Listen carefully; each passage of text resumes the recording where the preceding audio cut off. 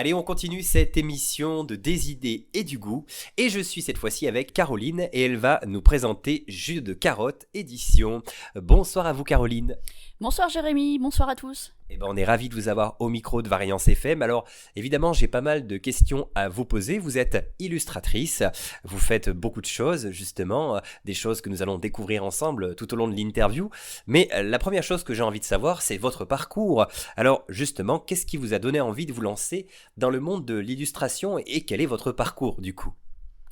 J'ai toujours adoré dessiner depuis toute petite. Donc ça a toujours été voilà le nerf, le fil conducteur de mon travail. J'ai fait des études justement de graphisme, spécialisée en communication, en édition. Alors, quel type de création proposez-vous chez Jus de carotte? Il y a donc de l'illustration classique, sur de la papeterie, j'ai envie de dire, mais pas que, il y a beaucoup d'autres objets différents. Au-delà de la papeterie, voilà, je réalise aussi voilà, des albums, des livres, des petits objets, des décorations, comme des petits pots, des petites bougies, mais aussi voilà, des petits jeux de société, voilà, dernièrement. Oui, c'est chouette, j'ai vu qu'il y avait des puzzles notamment, donc ça va bien avec votre univers qu'on va découvrir d'ailleurs, puisque on est vraiment sur quelque chose d'assez enfantin. J'avais envie justement, d'apporter une touche ludique à mon travail. On va essayer de continuer de développer voilà, dans ce sens-là. Alors, quelles ont été vos toutes premières réalisations quand vous avez lancé Jus de carotte? Est-ce que vous vous souvenez de la première chose que vous avez créée? Les toutes premières créations que j'ai faites étaient une collection de cartes ensemencées à planter. Donc où j'ai réalisé mes illustrations sur un papier qui contient des petites graines en fait sur toute sa surface. D'accord, et est-ce que vous vous souvenez des dessins que vous aviez réalisés sur ces cartes à planter? C'était quel type de dessin? Alors ce sont des dessins, on va dire, dans un style assez enfantin, mais qui représentent la nature avec des petites phrases, voilà, comme cultive le bonheur, pour arroser d'amour, voilà, plein de petites phrases qui donnent du baume au cœur. Et du coup, quelles sont vos sources d'inspiration? Où est-ce que vous trouvez toutes vos idées de dessin? On va dire qu'il y a un petit melting pot de tout. Beaucoup de choses voilà, inspirées de mes enfants, de notre quotidien, des bêtises qu'on peut faire. Beaucoup inspirées de la littérature enfantine. Donc il y a énormément d'artistes qui m'ont inspiré, influencé. Je pense notamment voilà, les aquarelles de Béatrix Potter, les créations de Sumpé avec le petit Nicolas. J'ai énormément d'artistes là comme ça qui me viennent à l'esprit, mais... qui ont pour moi voilà, des valeurs universelles. D'accord, en tout cas, de belles inspirations pour ces créations. Alors maintenant, on a parlé de pas mal de choses, mais j'ai envie d'en savoir un peu plus sur les techniques que vous utilisez dans vos créations. Alors quelles sont-elles et surtout, comment les avez-vous choisies, ces techniques artistiques? De l'aquarelle, que je travaille ou que je retravaille aussi avec d'autres médiums, beaucoup d'alliances avec du crayon de crayon de couleur. Je fais également aussi de l'illustration numérique sur tablette, mais le travail de la matière et du papier voilà, me plaît davantage. D'accord, et je crois que vous faites aussi des cyanotypes et des choses un petit peu différentes de ce qui est vraiment illustration pure et dure avec de la peinture ou du dessin. J'aime bien travailler aussi voilà, avec d'autres techniques, d'autres médiums, et travailler surtout avec des matières naturelles. Voilà, ça peut être des petites gravures sur du bois. J'aime bien aussi expérimenter, sortir des sentiers battus. Mais c'est bien de changer un petit peu de ce qu'on fait d'habitude. Et du coup, quelles sont justement les techniques qui vous demandent le plus de travail parmi toutes celles que vous utilisez? J'imagine que bon, l'illustration classique, c'est quelque chose auquel vous êtes un petit peu habitué maintenant. Vous en faites depuis toute jeune, mais parmi celles que vous avez expérimentées, est-ce qu'il y en a certaines qui vous ont donné un petit peu de fil à retordre notamment? Au niveau de certaines techniques, bon après voilà, on expérimente pas mal aussi d'autres médiums. Là, difficile à dire. On apprend forcément tout le long de sa vie à évoluer, à partir sur du dessin plus complexe, ou au contraire essayer davantage de le simplifier pour se mettre au niveau, on va dire, des personnes qui vont découvrir mon travail. Je pense notamment voilà, aux enfants quand je suis sur vraiment de l'illustration pour les tout petits. Là, en technique, vraiment un peu. Moi, je dirais peut-être la gravure, peut-être. C'est voilà, arriver à affiner son trait. Ouais, c'est. Non, c'est une technique. Voilà, il y a des techniques comme ça que j'aimerais davantage explorer. Oui, je comprends que c'est pas évident. Et puis, vous êtes plus habitué à peindre ou à dessiner qu'à utiliser des techniques de gravure, forcément. Avec le temps, vous avez plus développé vos compétences dans un domaine que dans un autre. C'est logique aussi. Et du coup, parmi vos créations, eh bien, quelles sont les créations les plus marquantes que vous ayez pu effectuer? Est-ce qu'il peut s'agir peut-être de demandes spécifiques qu'on ait pu vous formuler ou de créations, vous, que vous avez faites et qui vous ont touché particulièrement parce que voilà, elles vous ont demandé du temps, du travail peut-être?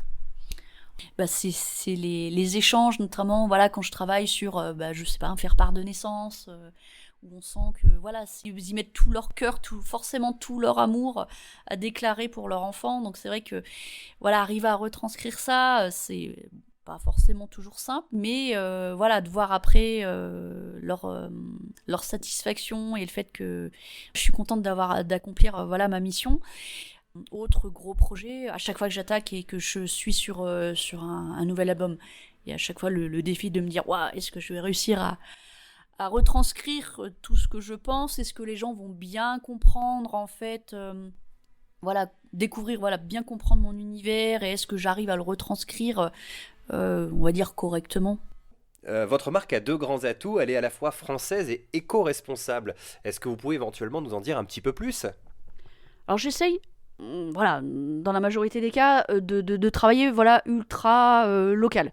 Euh, voilà, j'ai quelques partenaires vraiment voilà dans le coin avec qui voilà je collabore hein, pour pouvoir avancer sur mes projets. Je n'ai pas toutes les compétences voilà à me dans mes cordes. Beaucoup de choses aussi que je fabrique par moi-même. Voilà, la création, voilà, un peu de voilà sur ma carterie, ma papeterie, mes illustrations personnalisées. Et j'essaye un maximum de valoriser tout ça avec les produits le plus simple, le plus, on va dire, clean aussi, et des matières naturelles, privilégier à majorité voilà, les circuits courts, valoriser voilà, l'utilisation par exemple de papier éco-responsable, géré par des forêts, voilà, où on replante à chaque fois voilà, un nouvel arbre.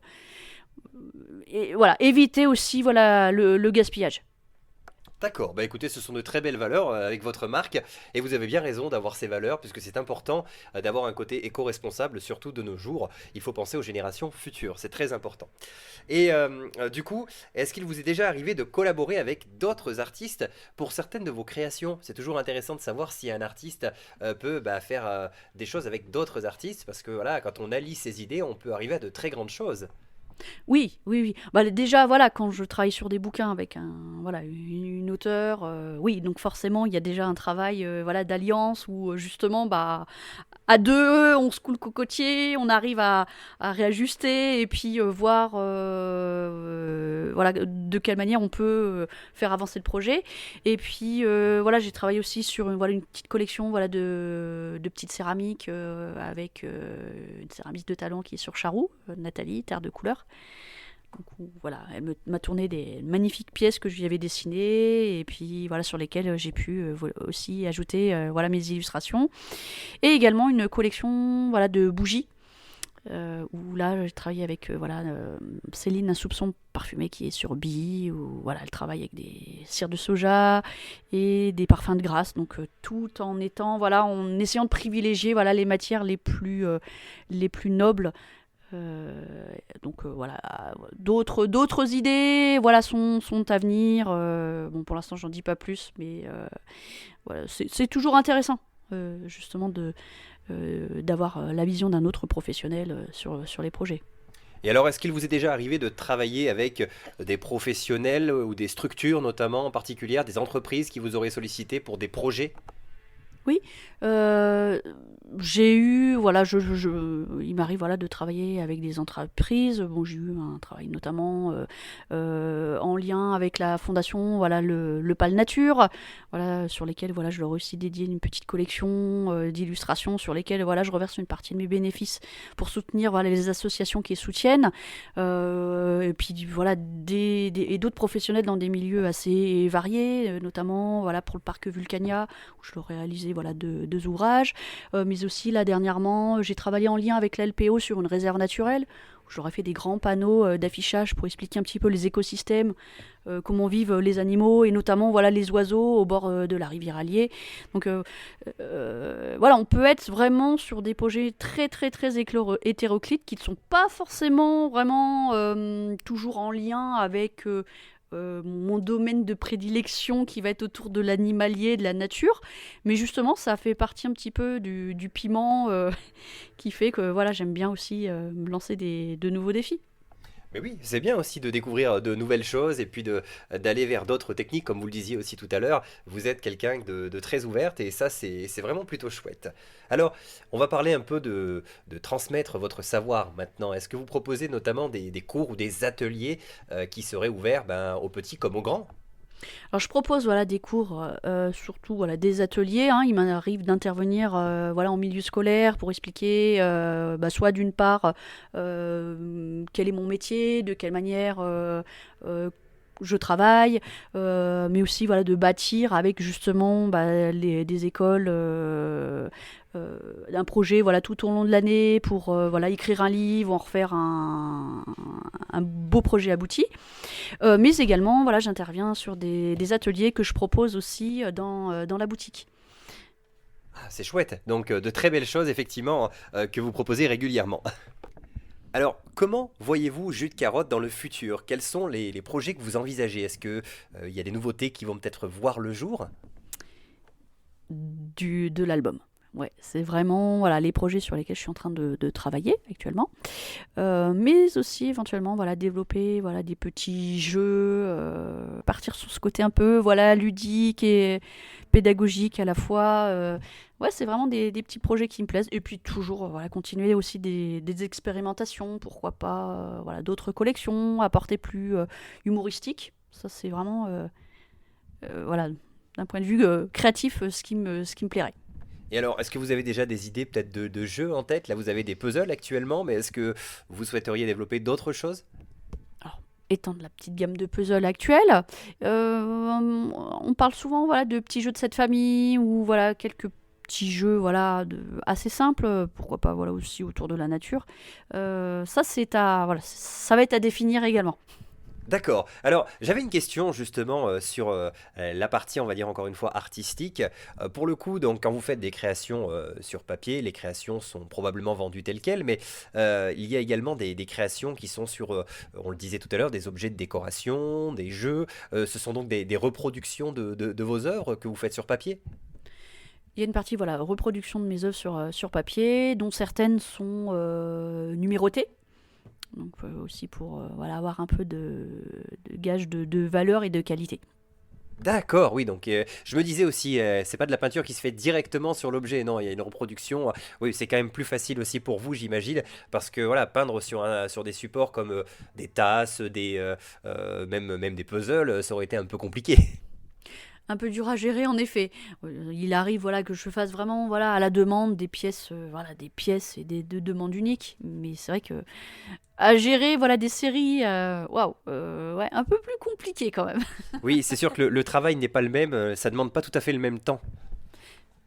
Tout à fait. Et puis, mais du coup, voilà, au niveau tarifaire aussi, l'idée c'est d'apporter de l'art à apporter de demain, que voilà, que l'on ait un petit budget, ou voilà, c'est aussi s'adapter aussi aux demandes et aux personnes. D'accord. Bon, bah écoutez, en tout cas, vous faites plein de belles choses et on vous félicite pour votre travail. Alors, Caroline, on va parler aussi de votre boutique, forcément. Vous êtes donc située en plein cœur de Vichy avec cette boutique Jus de Carotte Édition.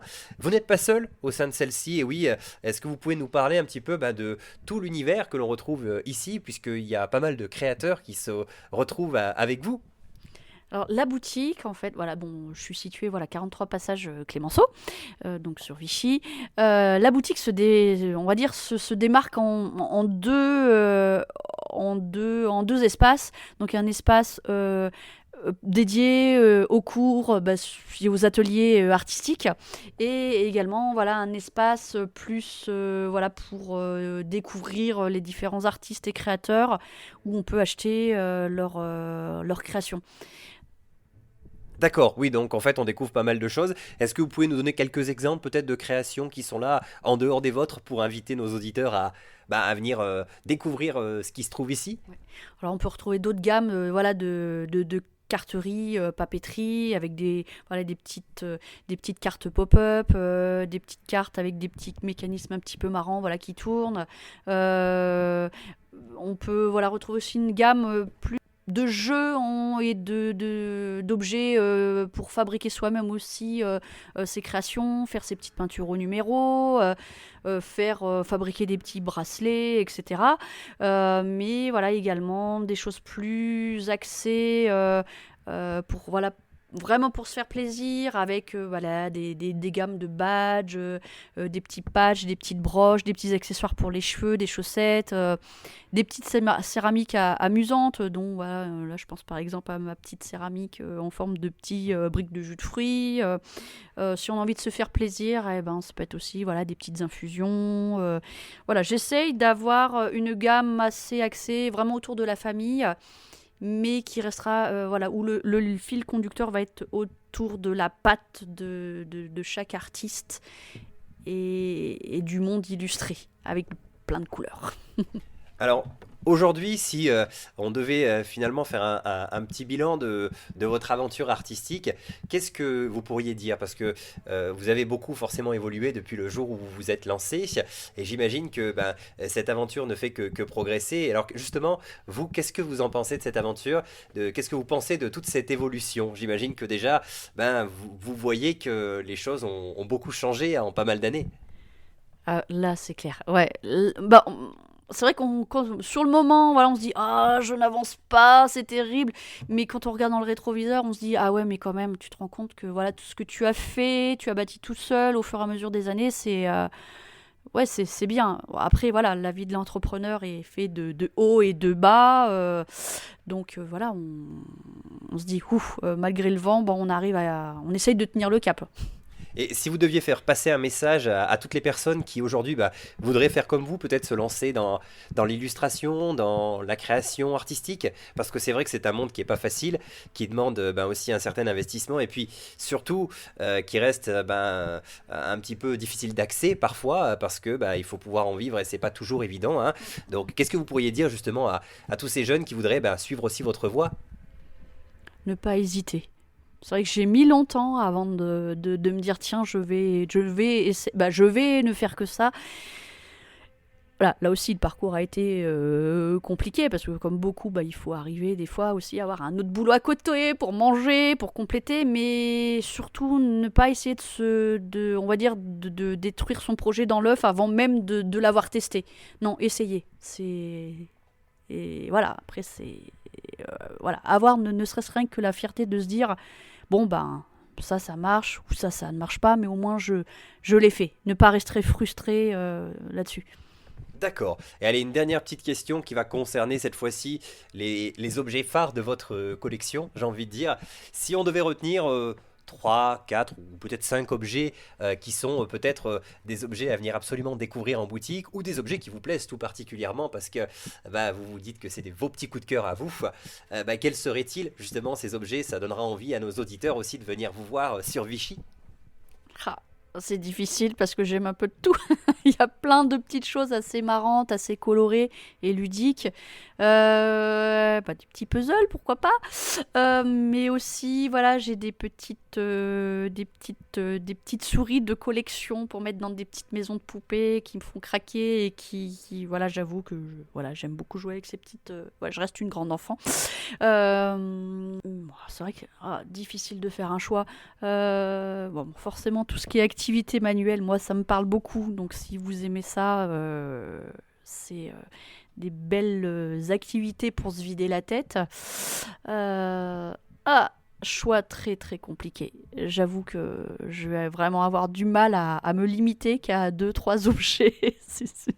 Oui, tout à fait. Et puis vous avez déjà, vous, une collection qui est très vaste avec ce que vous proposez. Alors en plus, on a tous les autres objets des créateurs. Et ce que je trouve très chouette, c'est que tout à l'heure, nous parlions dans l'interview de ces fameuses cartes à planter. Et aujourd'hui, ces cartes à planter sont toujours là. Donc j'imagine d'ailleurs que ça vous fait quelque chose de vous dire que bah, vous avez toujours ces cartes à planter alors qu'elles étaient là au début, au final, hein. Oui, elles plaisent toujours. Il y a toujours voilà, ce petit côté magique et puis de se dire, voilà, j'offre une parenthèse fleurie. C'est Non, moi j'aime beaucoup le message qu'elle véhicule. Et vous voulez continuer à faire passer ce message encore une fois aujourd'hui avec ces cartes et vous faites très bien, c'est une très belle initiative de votre part. En tout cas, on vous remercie beaucoup pour cette interview. Alors, une question importante aussi, hein, évidemment, je ne peux pas partir sans vous la poser. Où peut-on vous retrouver en dehors de la fameuse boutique dans laquelle vous êtes? J'imagine déjà que vous avez donc un site internet, une page Facebook notamment. Oui, le site internet, donc le petit tiré du 6 2 VE, le petit tiré du 6 carotte au singulier.fr. Donc contact @jusdecarotte.fr. Donc là, voilà pour mon site. On peut me retrouver également sur des salons, des expos et quelques boutiques aussi dans lesquelles je suis présente. Non mais tout ça, c'est expliqué également sur mon site internet. Eh ben super, en tout cas on était ravis de faire votre rencontre Caroline avec cette interview qui a été passionnante. Évidemment, je ne peux pas partir sans vous demander aussi pourquoi vous vous appelez jus de carotte parce que je pense que beaucoup d'auditeurs se le demandent depuis le début. Du coup je vais quand même rapidement vous le demander même si forcément au bout d'un moment on va devoir se laisser. Il faut quand même que je vous le demande sinon les gens vont rester un petit peu sur leur faim.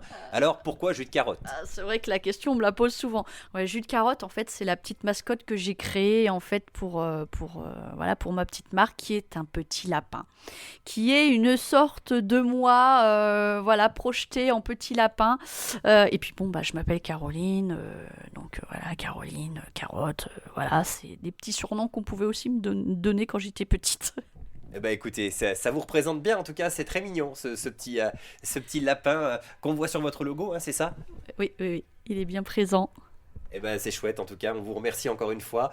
Passez une très belle soirée et puis surtout, eh ben, on vous dit à bientôt. On vous retrouvera, j'imagine, un peu partout, comme vous le disiez. Vous serez présente sur des marchés, évidemment, au printemps, parce que le printemps arrive très bientôt. Et puis, on vous retrouve aussi à Vichy, dans cette boutique, qu'on vous invite à visiter. Elle est très très sympa dans ce passage Clémenceau. Ça attire l'œil parce qu'il y a de la couleur. Et puis en plus, pour le coup, ça permet tout simplement de se vider la tête parce qu'on est dans un autre univers. Voilà, un univers qui est là pour toute la famille et surtout qui nous redonne aussi une petite âme d'enfant en quelque sorte, puisqu'on a vraiment des petites créations qui sont toutes mignonnes. Voilà, en tout cas merci encore et puis on vous dit à bientôt. À bientôt. Et sur Variance FM, évidemment, on va poursuivre avec la suite de vos programmes. Et oui, car cette émission touche à sa fin. Je vous souhaite à tous et à toutes une très belle soirée à notre écoute. Et on se retrouve très vite pour un tout nouveau numéro de l'émission Des idées et du goût, qui sera cette fois-ci encore une fois consacré aux créateurs et artisans locaux. Car oui, on en a plein sur notre territoire. Je ne manquerai pas donc de vous les faire découvrir dans une prochaine émission. Bonne soirée à tous, à très vite.